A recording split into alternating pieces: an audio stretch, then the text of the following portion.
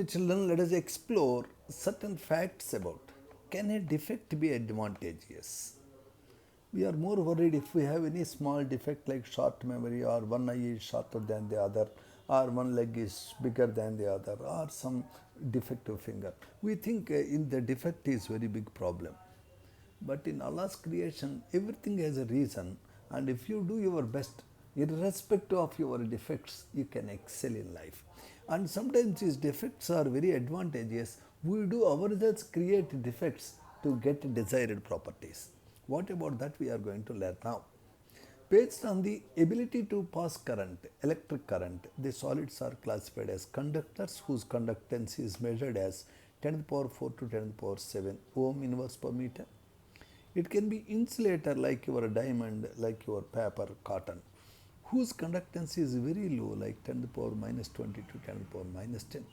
Or something like germanium, a 14th group element, whose conductance is in the range 10 to the power minus 6 to 10 to the power 4 ohm inverse per meter. Notice that the semiconductor at room temperature may not conduct current, but on slight heating it starts conducting.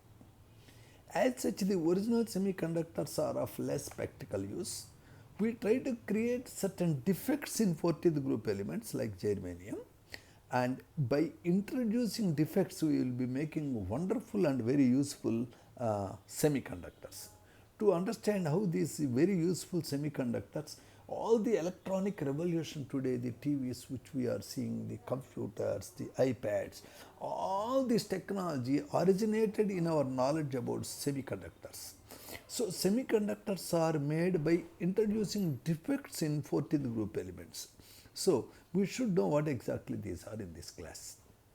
Before you attempt to understand, first of all, why the metals are conducting current. There are so many metal atoms in a given metal, and the electrons in the atoms are revolving in orbitals around the nucleus. When the atomic orbitals of different atoms combine together, you get molecular orbitals. So many molecular orbital sets can arise due to union of different combinations of atomic orbitals.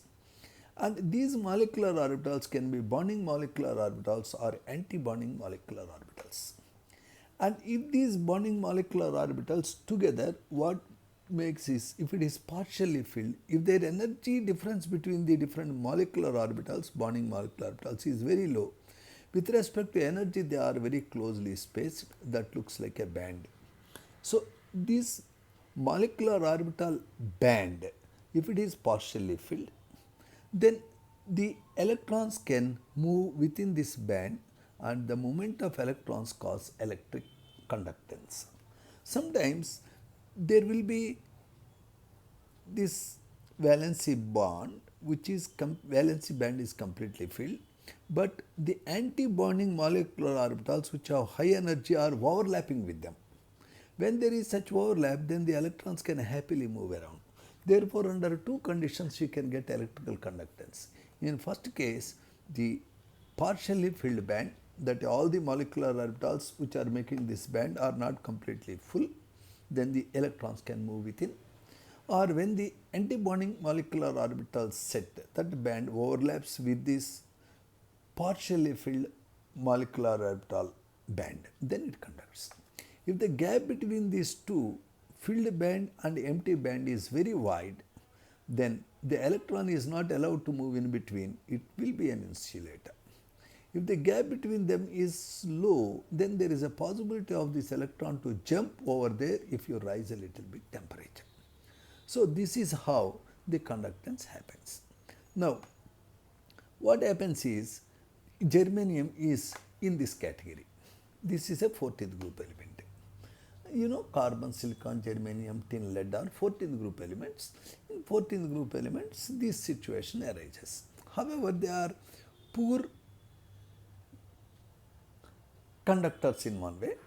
So in order to increase their ability to conduct electric current, we will be adding impurity. Adding impurity is called doping. You know, doping is actually a bad word. Some people will take some antisocial materials and smoke them, and that causes a lot of hallucinations to them, and it is illegal to smoke such doped cigarettes. Doping is a bad word, adding impurity, but here doping means you will be adding some 13th group element or 15th group element to a 14th group element. Why are you doing this? Sir, 14th group element has 4 valence electrons, silicon, germanium, and they are making 4 covalent bonds, they are happy. Now if you are adding a 15th group element like phosphorus or arsenic, notice that the 14th group atoms can make 4 bonds and there is a 1 extra electron of this 15th group element, say phosphorus, arsenic, antimony. That extra electron now can easily move around in this band and that makes it increased conductor or better conductor. Such type of conduction is due to free movement of electrons. Electron movement really causes normal conductance, hence it is called N-type semiconductor.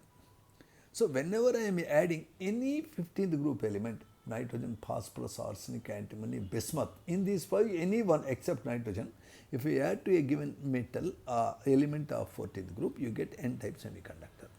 On the contrary, if I am adding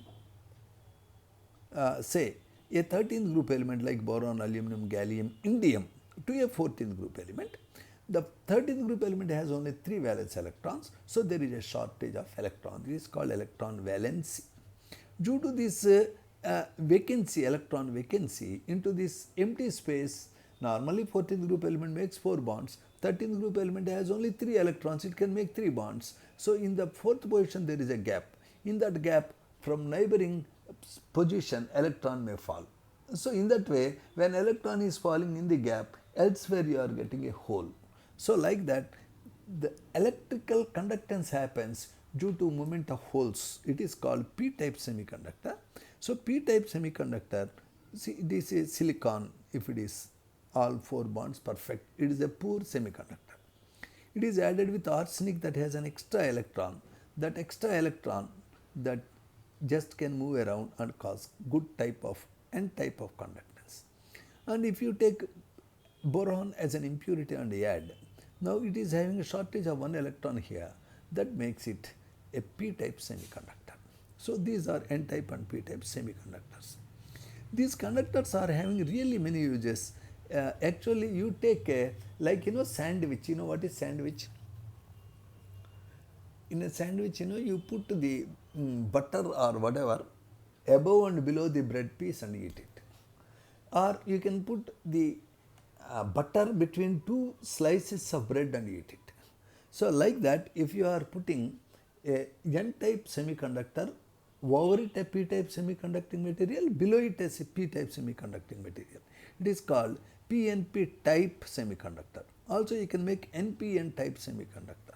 All these are used in many electronic devices to augment or to intensify the radio or audio signals.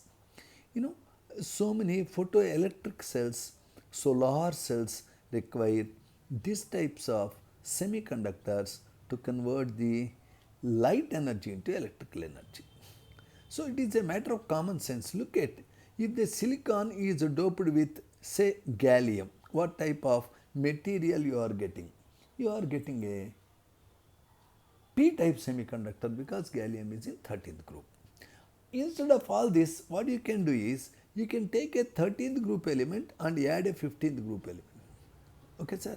If you can take a 13th group and 15th group, means it has 3 valence electrons and 15th group element has 5 valence electrons. 3 plus 5 by 2, average is 4.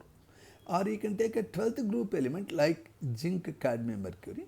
You add a 16th group element like sulfur, selenium, tellurium.